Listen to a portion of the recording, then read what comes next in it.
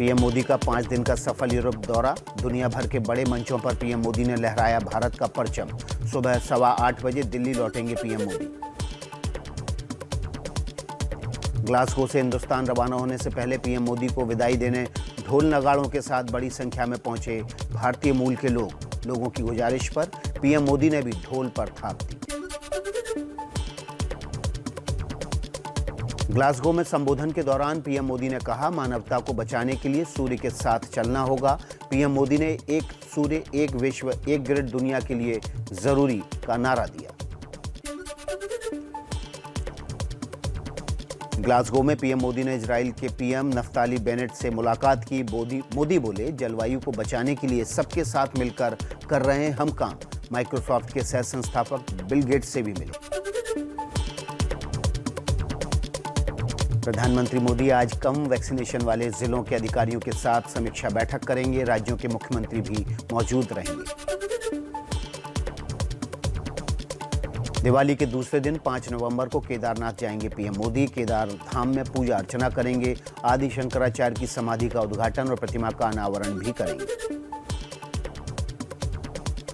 केदारनाथ से देश को संबोधित करेंगे पीएम मोदी। इस मौके पर आदि शंकराचार्य के केदारनाथ पहुंचने के मार्ग में सभी 87 मंदिरों में बीजेपी के सीएम और नेता मौजूद रहेंगे। देश में आज मनाई जाएगी छोटी दीपावली। कई शहरों में बाजारों में दिख रही भारी भीड़। दिल्ली, मुंबई महानगरों से लेकर रामनगरी अयोध्या तक दिख रही है दिवाली की रौनक। अयोध्या में योगी सरकार आज शाम मनाएगी भव्य दीपोत्सव। इस बार 12 लाख दिए जलाकर बनेगा नया रिकॉर्ड। 9 लाख दिए सरयू किनारे राम की पैड़ी पर और 3 लाख दिए अयोध्या के मठ मंदिरों में जलाए जाएंगे। अयोध्या में आज दीपोत्सव पर हरे रंग की पोशाक में दिखेंगे रामलला। मुख्य पुजारी सत्येंद्र दास के मुताबिक हर दिन अलग अलग रंग के वस्त्र पहनाए जाएंगे। रामलला को 56 व्यंजनों का भोग लगाया जाएगा। अयोध्या में एक तरफ दिख रही है खूबसूरत और रंग बिरंगी रोशनी। कल रात धनतेरस पर भव्य म्यूजिकल लेजर शो हुआ, जो आज भी भव्य होगा। बड़ी संख्या में साधु संत और लोग जुटे रहे। अयोध्या में भव्य रिकॉर्ड दीपोत्सव की कल से ही जबरदस्त तैयारी। राम की पैड़ी में लाखों दिए बिछाते दिखे हजारों छात्र और वॉलंटियर्स। दियों से कई आकृतियां भी उकेरी गई। अयोध्या में भव्य दीपोत्सव की यूपी की जनता में भारी जोश और बढ़ चढ़कर भागीदारी। कानपुर की हर ग्राम सभा में 5-5 राम के दिए राम की पैड़ी तक पहुंचाए गए।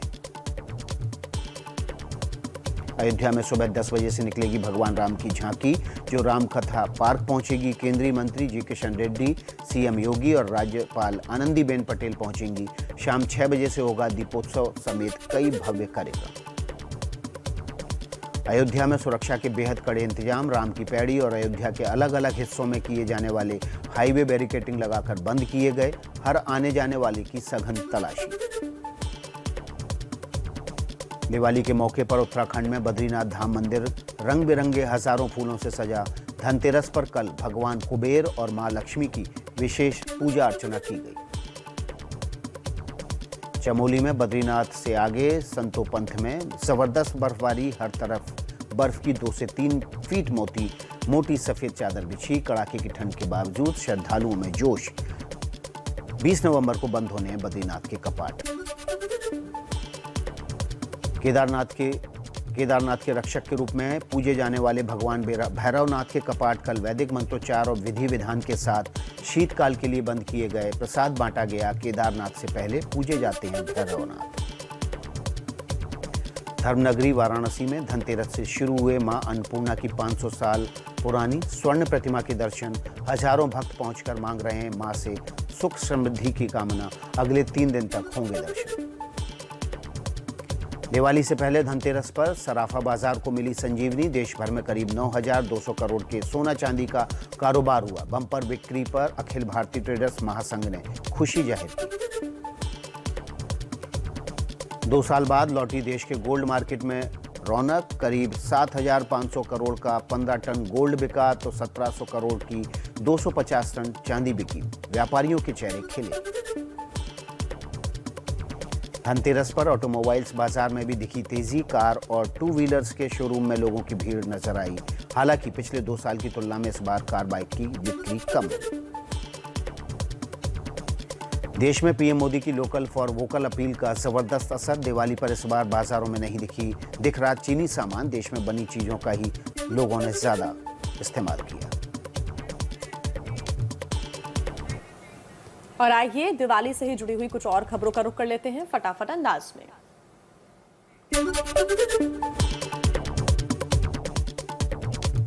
दिल्ली में दिवाली के जश्न के लिए केजरीवाल सरकार तैयार करवा रही है अयोध्या के राम मंदिर जैसा पंडाल। त्यागराज स्पोर्ट्स कॉम्प्लेक्स में कल होगा विशेष दिवाली पूजन।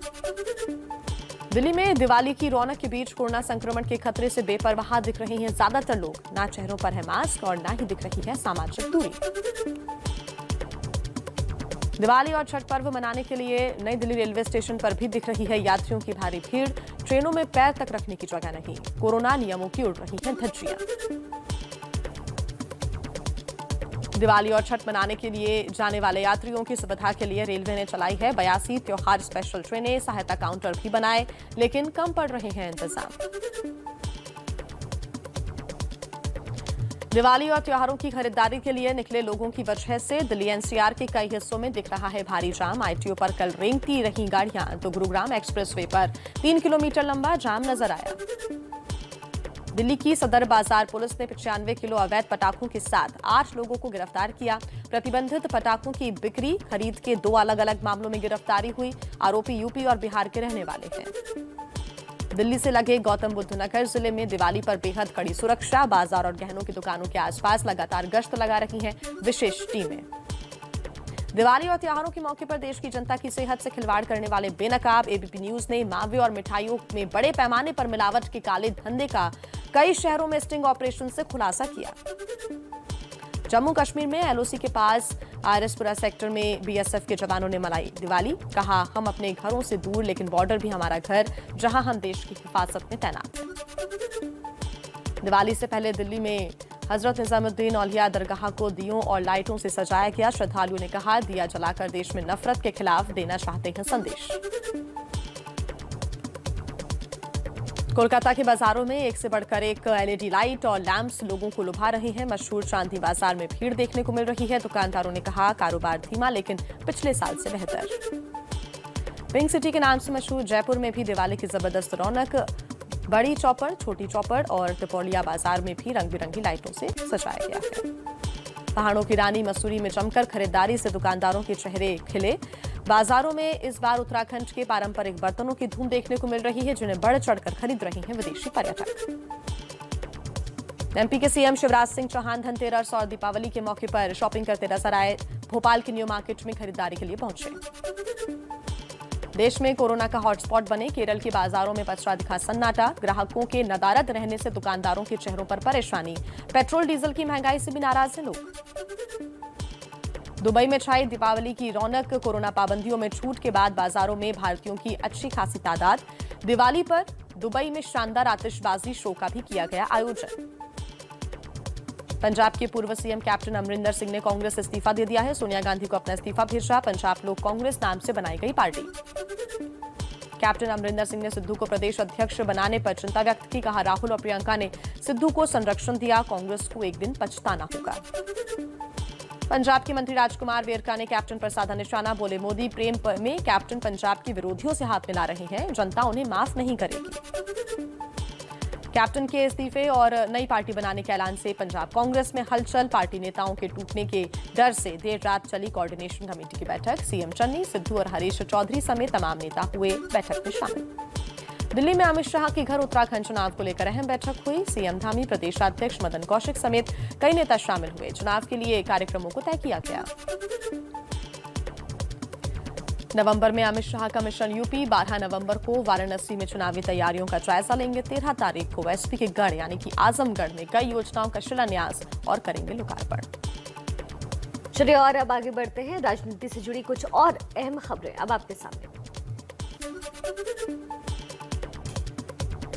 यूपी के बांदा जेल में मुख्तार अंसारी से मिले सुहेल देव भारतीय समाज पार्टी के अध्यक्ष ओपी राजभर।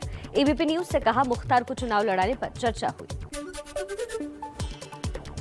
लखीमपुर कानपुर एक्शन में समाजवादी पार्टी, आज किसानों की याद में दिए जलाए जाएंगे। पार्टी कार्यकर्ता ये दिए जलाएंगे। अखिलेश यादव का हर महीने 3 तारीख को लखीमपुर किसान स्मृति दिवस मनाने का ऐलान। देश के 13 राज्यों की 3 लोकसभा और 29 विधानसभा उपचुनाव के नतीजे घोषित हुए। लोकसभा की 3 सीट में से कांग्रेस, बीजेपी और शिवसेना ने एक सीट जीती। हिमाचल में बीजेपी को बड़ा झटका। हिमाचल प्रदेश में बीजेपी की बड़ी हार। कांग्रेस ने मंडी लोकसभा सीट, फतेहपुर अर्की और जुब्बल कोटखाई विधानसभा सीट पर कब्जा जमाया। अगले साल होना है विधानसभा चुनाव। हिमाचल उपचुनाव में हार पर सीएम जयराम ठाकुर का बयान, बढ़ती महंगाई और भीतरघात की वजह से हारे हैं। नतीजों की समीक्षा करेंगे। कांग्रेस को जीत पर बधाई दी। बिहार उपचुनाव में नहीं चला लालू प्रसाद यादव का जादू। कुशेश्वर स्थान और तारापुर सीट पर नीतीश की जेडीयू का दबदबा रहा। तेजस्वी बोले, हम जनादेश का सम्मान करते हैं, बिहार की जनता बदलाव चाहती है। बिहार में आरजेडी की हार पर बोले लालू के बागी बेटे तेज प्रताप, कहा बिहार प्रदेश अध्यक्ष जगदानंद सिंह ने हरवाया, पार्टी को ये लोग कर रहे हैं बर्बाद। पश्चिम बंगाल में ममता बनर्जी का फिर चला मैजिक, सभी 4 सीटों पर टीएमसी ने लहराया परचम। जिन 2 सीट पर बीजेपी के सांसद पहले जीते थे, वहां भी बीजेपी को हार मिली। कैलाश विजयवर्गीय का ममता पर वार, कहा देश में इस्लाम तलवार के दम पर आया। बंगाल में टीएमसी तलवार के दम पर बीजेपी से लोगों को ले गई। महाराष्ट्र के बाहर पहली बार शिवसेना ने जीती लोकसभा सीट। दादरा नगर हवेली पर शिवसेना की उम्मीदवार विजय। संजय राउत बोले, उद्धव को दादरा होते हुए अब दिल्ली चलना है। कर्नाटक में 1 सीट पर बीजेपी का कब्जा, तो 1 सीट कांग्रेस के खाते में गई। असम की 5 विधानसभा सीटों पर एनडीए को मिली जीत। एमपी में खंडवा लोकसभा सीट पर बीजेपी की जीत। 3 विधानसभा सीटों पर भी बीजेपी का कब्जा, कांग्रेस के खाते में गई 1 सीट। राजस्थान की दोनों सीट पर कांग्रेस ने जीत दर्ज की। हरियाणा की एलानाबाद सीट से आईएनएलडी के अभय चौटाला जीते, बोले ये किसानों की जीत, मुख्यमंत्री को इस्तीफा दे देना चाहिए। उपचुनाव के नतीजों पर राहुल गांधी का ट्वीट, लिखा कांग्रेस की जीत पार्टी के हर कार्यकर्ता की जीत है, नफरत के खिलाफ लड़ते रहो, डरो मत।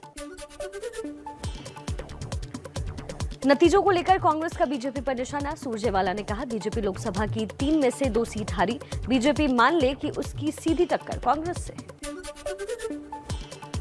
महाराष्ट्र के पूर्व गृह मंत्री अनिल देशमुख को 6 नवंबर तक ईडी की रिमांड। देशमुख पर 100 करोड़ की वसूली के आरोप लगाने वाले परमवीर सिंह अब तक फरार।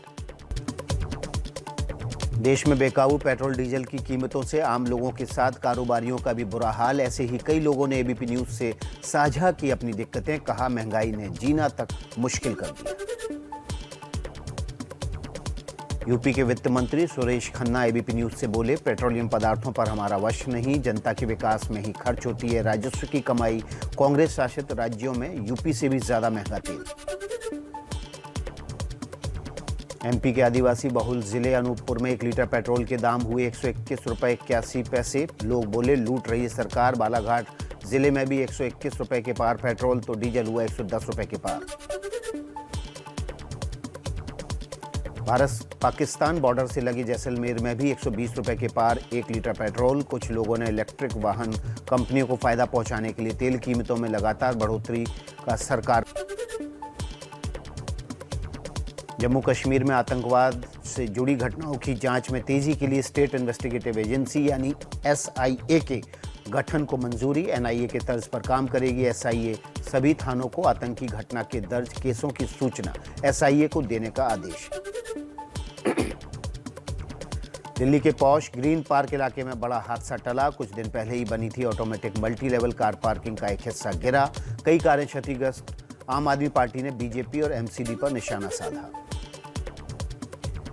यूपी के श्रावस्ती में कोहरे की वजह से बेकाबू झील में गिरी कार में सवार अस्पताल कर्मचारी की मौत। 6 घंटे की मशक्कत के बाद निकाला जा सका शव।